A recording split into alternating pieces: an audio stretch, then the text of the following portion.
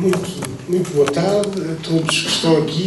Em primeiro lugar, agradecer as palavras do nosso diretor, o professor Dr. Martinho Vicente Rodrigues, e também de todos os que colaboram com o centro, na pessoa dos colaboradores e dos meus colegas do município. Agradecer também a esses colegas e na pessoa que não está cá, mas do vereador Nuno Domingos, a possibilidade de ter realizado esta investigação, que não é o core para indicar uma linguagem empresarial do que estou a desenvolver no Gabinete do Centro Histórico, naturalmente se relaciona com o edificado na sequência de outra apresentação que aqui trouxe à Assembleia de Investigadores, mas na ocasião na Biblioteca Municipal, mas surgiu esta ideia e todo o apoio foi dado, portanto, com os colegas da Biblioteca, que está a ser realizada e foi sendo realizada muitas vezes naqueles períodos em que e quem faz investigação, sem estas coisas há um bloqueio, ou há qualquer coisa que não aparece, e esta investigação, ao fim do dia, numa pequena hora de almoço, vai levando o seu caminho. A Adelaide Félix começa, passando à investigação propriamente dita, tem uma diferença em relação às comunicações que já trouxe esta Assembleia. Tinha uma investigação mais amadurecida nos outros casos, quer no Amilcar Pinto, do José Relvas, que foram resultados quer da dissertação de mestrado, quer da tese de doutoramento, ou mesmo de Simão Franz Lemos, no livro que, Boa Hora, a Câmara Municipal e o Centro editaram, bem como do Sidónio Muralha, de uma exposição realizada no ano passado, e também de um livro editado pelo município de Vila Franca de Xira, que eram investigações que já tinha redigido sobre elas e já estavam amadurecidas, porque elas nunca terminam, nunca terminam. A dificuldade do investigador muitas vezes é essa. O que vos trago aqui é um balanço, um trabalho em curso, como vão ver em alguns diapositivos, que nasce desta pergunta de alguém, de uma colega minha também. Muita gente passa lá, vivemos aqui, a senhora viveu cá, mas para mim, para muitos de nós, Adelaide Félix era só o nome da rua. Não é? Quem era então Adelaide Félix? E procurando, encontra-se um artigo também de Leonor Lopes, a quem agradeço, a nossa diretora do arquivo, que é basicamente uma súmula, uma síntese do que vinha em enciclopédias em pequenos textos. Agora, pedi aqui ajuda para fechar aqui o link. Ele já está, e é basicamente nós, que é na faculdade, o professor Martinho, chamamos de nomes diferentes, seja uma introdução, um ensaio do que é que já foi feito, chamam Estado da Arte em Lisboa, em Coimbra tinha outro nome. Fazemos esse apanhado da bibliografia que existe e, de facto, era muito reduzida. Era muito reduzida porque ela viveu, teve o seu conhecimento, o seu reconhecimento em vida, mas ninguém se dedicou, pelo menos na vasta compilação de documentos que fui vendo, também muitas vezes entretida à noite, porque isto depois entusiasma-nos. Não houve ninguém que se dedicasse até agora, quer na literatura, quer na história da arte, por exemplo, quer na história, ao estudo desta obra com o objetivo de estudar a obra da Adelaide Félix. Não quer dizer que não hajam trabalhos académicos, reuni pelo menos uns cerca de 20, que a refiram, fazem referência à sua obra, é relativamente conhecido, mas não tem sido objeto de estudo dela. Aqui temos as imagens conhecidas do fundo, a imagem que ficou nas publicações periódicas com que ela colaborou e outra do fundo do jornal O Século. E uma imagem que já é uma atribuição desta pesquisa, porque é uma imagem que depois peço até a vossa opinião, que pode ser a Adelaide Félix. É a entrega de um prémio nos Jogos Florais, que já vamos ver da emissora nacional, que já vamos ver na cronologia quando aconteceram, e como há várias fotografias, e esta é a única que tem uma mulher, pode ser a Adelaide Félix ou não, já é uma atribuição. Lá está estes caminhos de investigação que muitas vezes não são partilhados, mas que devem de ser feitos em conjunto. Aqui temos o documento que atesta efetivamente que ela nasceu em Santarém, porque às vezes, episodicamente, as pessoas nasciam em Santarém, mas há uma afinidade que se mantém ao longo da carreira da professora, que foi a carreira dela, da escritora e também da jornalista e da redatora Adelaide Félix. Atesta que ela nasce na rua Serpa Pinto, como vamos ver, filha de um militar que aqui cumpria, que estava aqui colocado, né, que fez aqui natural de Torres Vedras, do Ramalhau. Aqui temos uma cronologia que já foi possível reconstituir através dos documentos do espólio que ela levou ao município, mas também de outros documentos de outros arquivos, e a mãe era natural de Santarém. Consegue-se perceber, pelo nascimento da irmã, que em 1901 já não estava em Santarém. É curioso que em muitos sítios aparece a data de 1896 como nascimento. Ou a própria não sabia, inclusive neste livro que aqui tenho, que é o último livro publicado em vida, um conjunto de histórias de autores ribatejanos, onde temos o Alves Redol, o Álvaro Guerra, começa precisamente com a Adelaide Félix, de uma geração anterior a estes, entre outros, Mário Ventura, Júlio Graça, que vem precisamente com essa gralha, ou muitas vezes também já uma investigadora me contou, sejam senhoras ou senhores, alguns escondem o ano de nascimento porque não querem dizer a idade. Pode ser esse o caso. Não sabemos, não vamos fazer essa especulação. O certo é que não sabemos também os registros estudantis, muitas vezes dão-nos estas pistas. Não foi possível ainda encontrá-los. O nosso colega arquivista da Faculdade de Letras está à procura deles, mas ela apanha uma transição, a transição da República para a monarquia e a própria criação da Universidade de Lisboa. Portanto, ela deve ter integrado o curso superior de Letras e concluído o curso nesta data que está aqui, 27 de outubro de 1913, fazendo jus a esta carta, que é uma recomendação de Teófilo Braga, o seu mentor, para que ela pudesse terminar os exames que tinha em faculdade e ingressar na carreira docente. Portanto, é professora provisória, esta apresentação também será disponibilizada e começa desde logo a publicar também, que temos aqui o primeiro trabalho publicado dela, que deve ter sido também um trabalho académico, Shakespeare e Otelo, no seguimento do outro que incluímos aqui, How to Teach a Drama, Julius Caesar, que até ao momento parece-me que a Biblioteca Municipal de Santarém tem o único exemplar conhecido desse trabalho também, que já preparava a prática pedagógica a que ela se ia dedicar. Depois, tal como vários que se dedicam à carreira docente, percorreu um pouco do país, associado também à carreira militar do pai. Portanto, quando ela está em Leiria, no Liceu Rodrigues de Lobo, o pai também estava lá, vai para o Porto. Estes arquivos das escolas, estamos em contacto com eles, não? São aspectos que antigamente o investigador tinha de se deslocar ao arquivo e consultar tudo o que está na escola, porque quem conhece a escola, estão aqui professores e certamente em casa os professores não têm disponibilidade para estar a fazer esse trabalho, e é com a boa vontade destes professores que se tem recolhido alguma informação e de outras ainda se está à espera. Dedicou-se sobretudo também ao estudo da arte, era crítica da arte, e é assim que começa a escrever quer estes ensaios, quer outros textos na imprensa, e se terá sido nesses meios que conhece o marido, Eduardo Alexandre da Cunha, pintor de arte, com quem se casou, mas rapidamente se divorciou. Divorcia-se já no Estado Novo, porque, embora sendo católica, o casamento não era católico. E isso é uma situação que muitos de nós desconhecíamos, eu pessoalmente desconhecia, não, nesta pesquisa já conhecia, tinha sido confrontado com outras pesquisas com essa realidade. O divórcio, por via da Concordata de 1940, era vedado aos católicos, mas quem se casasse pelo civil poder-se-ia divorciar. Depois também entra aqui no meio literário, o que temos aqui é da revista Águia, que critica o seu primeiro romance. É uma crítica suave, não lhe destrói logo a carreira, não a deita abaixo. Diz que é um romance de tese, é um romance de estudo. Por acaso é um dos que ainda não li, embora a obra esteja toda na biblioteca e está acessível lá.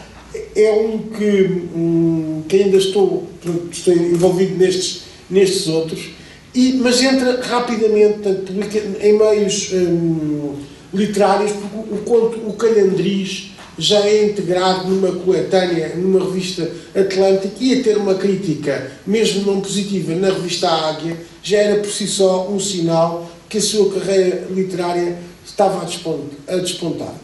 O romance que eu destaco, sobretudo, e depois já vou a essa análise, é o Seixo na Torrente, que é o último romance dela, e este sim faz muito lembrar, na realidade do Ribatejo, nos dizeres, na forma como descreve essas realidades, para outra geografia de Portugal e para a imigração, tanto o Ferreira como o Aquilino. Aliás, aqui mesmo na contracapa diz o Seixo da Torrente é assim, se é lícito aplicar-se uma terminologia cinematográfica, um romance construído em dois planos. Um plano de conjunto, Penaguias e os seus satélites, e um grande plano que é trazido precisamente uma das figuras menos salientes do conjunto, Ebraina Rebocho, ambos tratados com a mesma segurança, e não será porventura uma das suas menores qualidades. E aqui também se reporta às influências camilianas e aquilinianas. Continuando, esta é a cronologia breve, aqui temos um documento que possibilita fazer isto, que é precisamente um documento que me foi enviado pela Escola Maria Amália Vaz de Carvalho, onde tem o tempo de serviço, depois tem até, neste não, mas em alguns casos, as remunerações, que serão interessantes de perceber, e que tem o tempo de serviço que ela pedia e as datas de entrada e de saída da escola, que são estes documentos não são muitas vezes fáceis de localizar.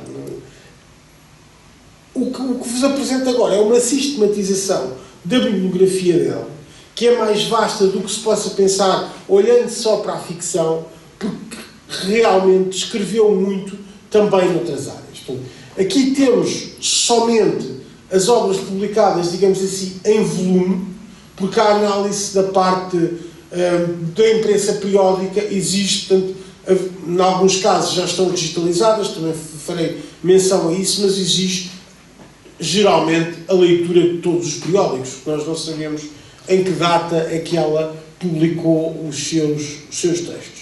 Estes são, digamos assim, os ensaios dedicados a vários temas. Há aqui uns que foram à censura, foram liminarmente aprovados, portanto, é uma pessoa que com... eu não queria usar o termo conservador, porque depois, como vão ver nas descrições, até as tais descrições que hoje em dia se consideram homográficas, portanto, descrições eróticas, mas de uma mulher a descrever o corpo de uma mulher, é basicamente isso. Ou a paixão de uma mulher, e que em alguns casos na crítica e nas badanas até aparecem como viril, como uma descrição viril, como uma descrição máscula, como se fosse um homem a escrever. Nesses casos não acompanhei nada, não encontrei nada na censura em relação a isso, é um pouco, não sei o que é que possa ter acontecido, mas aqui são em relação a conferências e a documentos que já tinham sido autorizados. É curioso que nos prémios, o tal prémio que lhe digo, em 37, se for efetivamente aquela fotografia da Adelaide Félix, ela a receber um prémio pelo melhor conto, a Rosa de Ouro, da emissora nacional, recebe uma menção honrosa pela uma das melhores conferências anticomunistas, mas pouco tempo depois, em conversas com neorrealistas, tratam-no, e com um neorrealista até politicamente bastante radical, que é o editor da Embondeiro, em Angola, na cidade hoje chamada Lubango, se não estou em erro, trata-a por camarada e pede-lhe apoio. Portanto, há ali uma cumplicidade. Ela pertence a um grupo na querela literária entre os neorrealistas, a presença a um grupo que se afasta, que pretende ficar equidistante, que também há um fundo de correspondência na Biblioteca Municipal, chamado Tábua Rasa, que pretendia fazer tábua rasa dessas influências. É um cenáculo literário que depois reúne várias pessoas. É nesse cenáculo que há uma carta de Egas Muniz, portanto, a dizer precisamente que não pode ir a uma reunião, já foi exposta na Biblioteca Municipal, porque tem de ir receber o Nobel, vai à Embaixada Sueca, e portanto há lá essa carta. Aqui é um conjunto de escritos que mostram também, esta é a primeira edição do In Memoriam dessa de Queiroz. Ela aqui não tem ainda um texto incluído, mas mostrando o reconhecimento que já tinha inter pares na segunda edição, na reedição deste In Memoriam dessa de Queiroz, já vem o texto como conjuguemos um verbo, onde que é uma homenagem a essa de Queiroz, já veio esse convite.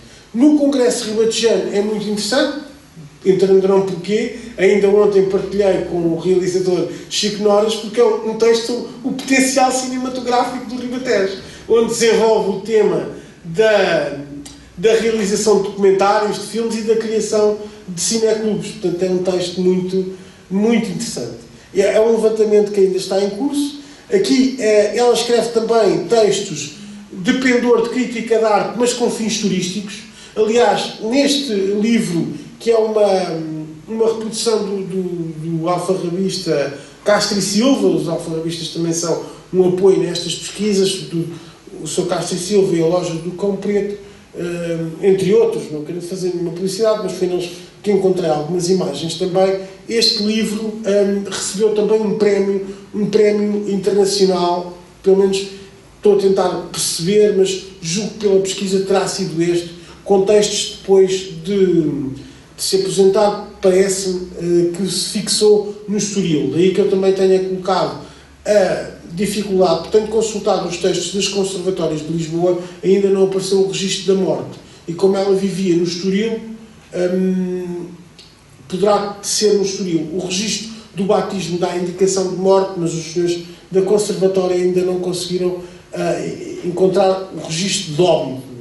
Estes catálogos de exposições no Museu de Vila Franca, onde também estava ligada, nesta questão ribatejana, dos contos, cada qual com o seu milagre, é o que eu simbolizei ali, é um dos mais tardios no seu merecimento literário e também dos mais interessantes, que reúne depois também os contos que ia publicando na imprensa periódica. Estes livros de contos, Eu Pecador Me Confesso, aqui dedicado a um escritor, dedicado ao Joel Perdigão, um pintor, peço desculpa, testemunho do mais vivo apreço pela sua condição de artista. E é no conto que parece que ela atingiu a melhor qualidade, embora este romance também seja muito bom, mas o meu objetivo não é também de qualquer a crítica literária, é aqui uma sistematização da bibliografia. Portanto, aqui temos uma análise, digamos assim, estatística, de ficção, não ficção. Ela também se dedica à tradução. Temos aqui, por exemplo, a Rússia Nada de Novo e alguns ensaios económicos, que era uma crítica à União Soviética na época, e a muitas obras coletivas, como aquelas que mostrei dos textos de pendor turístico, mas também a obra coletiva, a última, que é uma antologia de contos.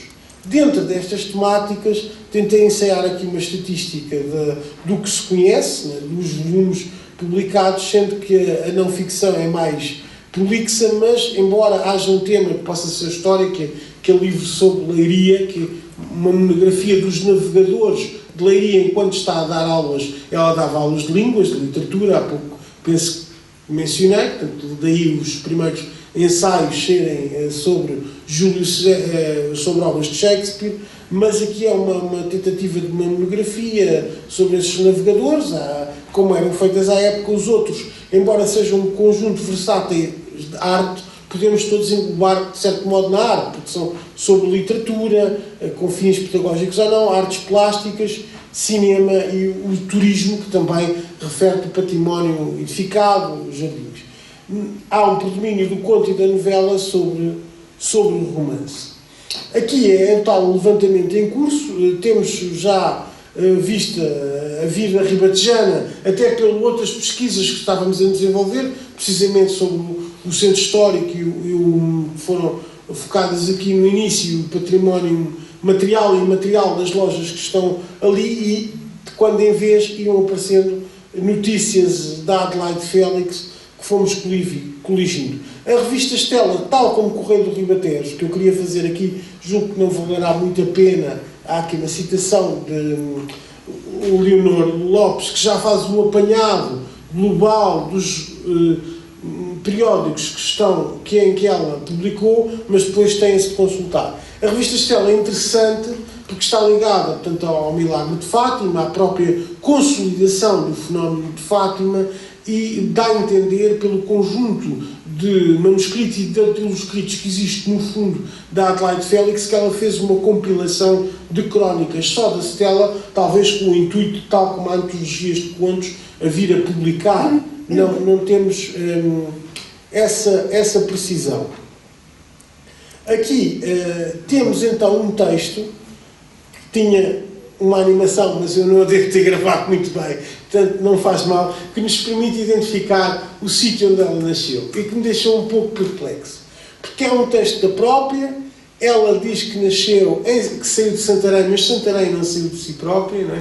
Podem ler como está aqui. Eu saí de Santarém, mas Santarém não saiu de mim, o Ribatejo não saiu de mim, nasci na casa, portanto, a mãe era criada à beira-rio e nasci na casa fronteira à janela manuelina no Largo do Seminário.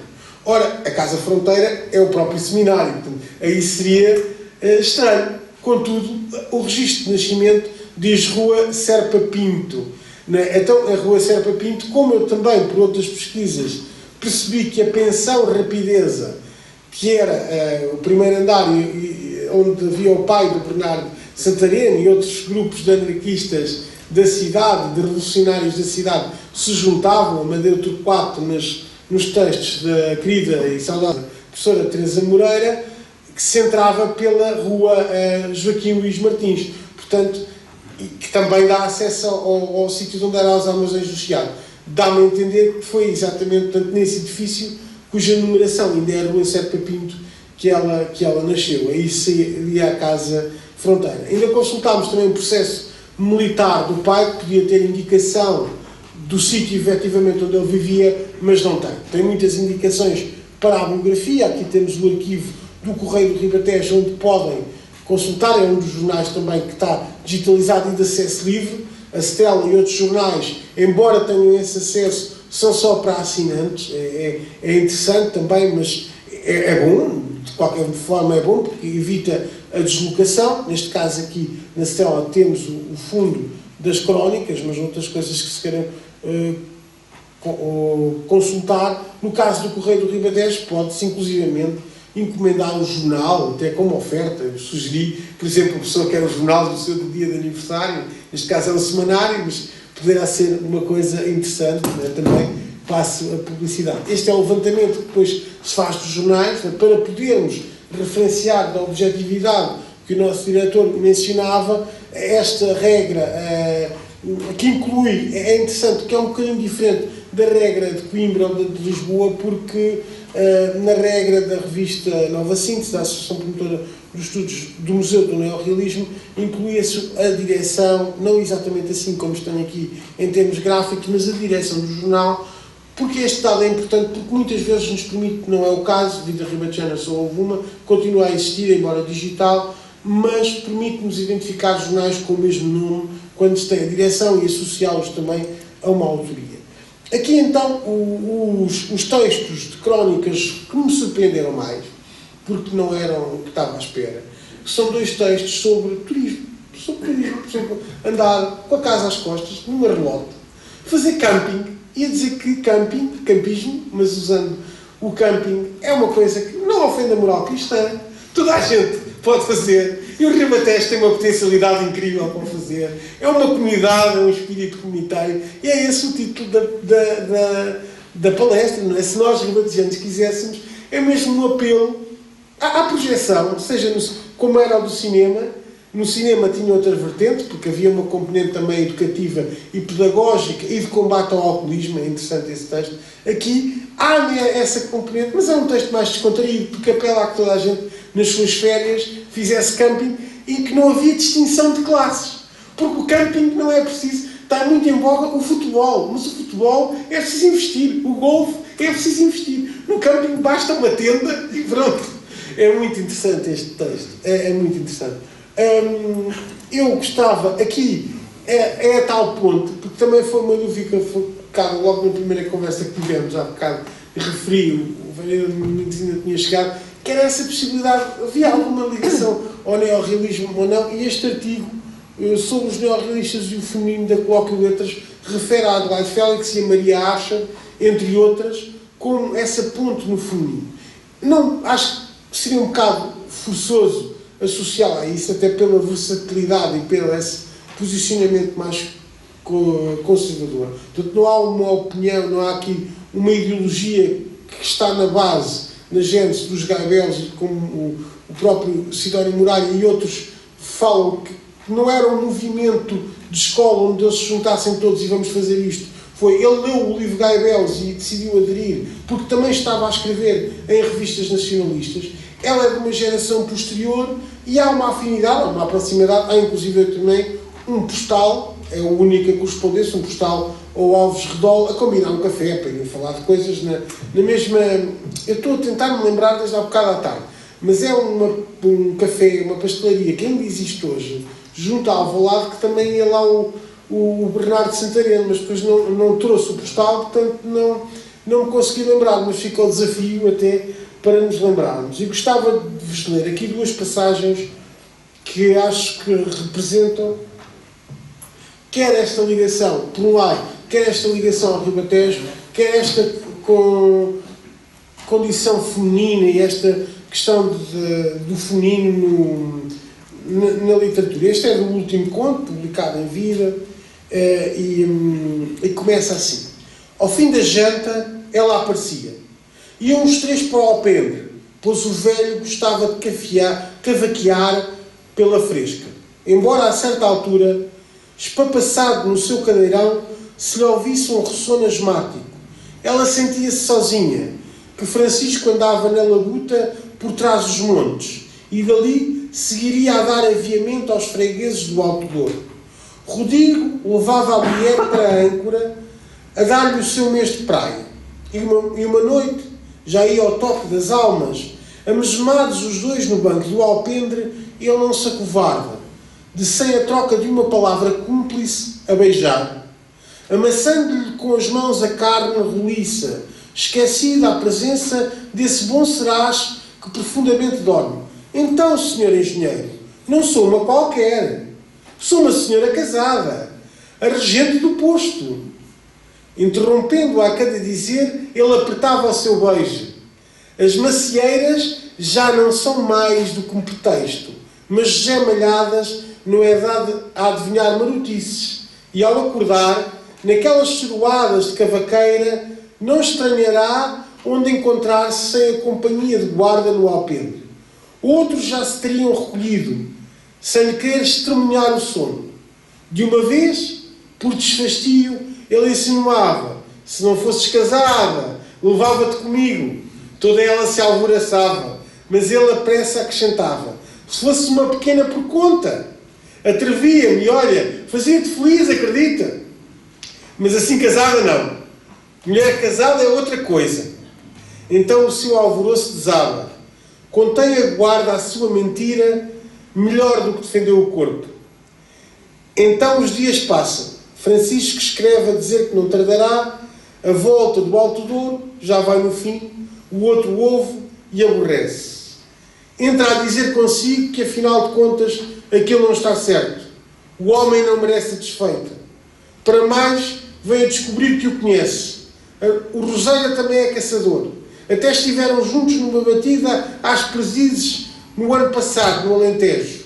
É melhor acabar com a tolice antes de arrebentar alguma escandalheira. Deixar a mulher no seu sossego. Este é Não Sou Uma Qualquer, depois fica o desafio a continuarem a leitura do resto, mas tem aqui já também alguma nuance de crítica social, embora não muito direta, porque também tinha de passar na censura. Este aqui não teve esse problema, é o tal que temos na biblioteca uma crítica ao personagem, um dos que é referido, tal como as Miragens Turvas, como do conteúdo homográfico, que tem ali outro, com o qual gostaria de terminar, mas este aqui, eu escolhi o conto que também depois é incluído numa antologia para promover o terrorismo no Ribatejo, o conto que se chama mesmo Ribatejo. E é uma passagem muito breve.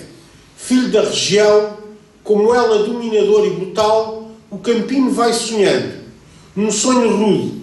A tragédia sem par da sua vida tem na alma o campo todo, a cor das tardes de ferra, a alegria dos dias de feira, a lida palpitante da condução do gado, e de quando em quando a sua alma grita. Lá dentro da lesíria do seu sentir, aquele oi, vibrante e prolongado, que acorda aos ecos dos campos e acobarda a rebeldia dos touros transviados. Oi! É uma expressão imensa. Aquele grito, espasmo da própria terra atordoada. Oi! Por fim, o tal conto de um livro que foi criticado em carta, incentivando-a a escolher por Flor Bela Espanca Laje. Eu não percebi muito bem o Laje, mas ao ler a carta, isto faz-me lembrar alguma coisa. E depois já percebi, ela estava a assinar a Flor Bela Espanca com o nome do marido da época, daí o Laje. Depois, ao ler a carta, é que percebi que foi essa crítica e entendi de quem era o remetente. Este é um dos que suscitou também esse crescimento, também com outras referências da autora. Uma manhã, sob a folhagem densa da mata que tremia de os ver só, ele leu-lhe pela primeira vez os seus versos áridos, de revoltado e nobre. Ao ouvi-lo, as faces dela tomaram um leve tom de cor e as orquídeas raras que se curvaram para a terra misteriosas pareceram-se curvar mais, todas enleadas na cadência da rima. Então, sempre que uma imagem mais forte passava no correr da estrofe, sempre que uma nota mais dolorida gemia no sussurrar do verbo sublegado, Lady Désir cerrava os olhos, o poeta beijava a tremer e pelo azul bailava docemente, com asas de anjo loiro, o encanto maldito desse beijo. Amaram-se assim, portados nostálgicas, no enleio louco, na banalidade desse hotel de acaso. E é uma literatura assim, deste género que temos em várias fases, foi retrospectiva, da fase mais amadurecida para a fase mais jovem. Portanto, termino com umas breves referências que depois poderão consultar, porque a apresentação ficará aqui disponível, completada com as legendas dos documentos que faltaram aqui, mas que depois irei completar e enviar ao centro.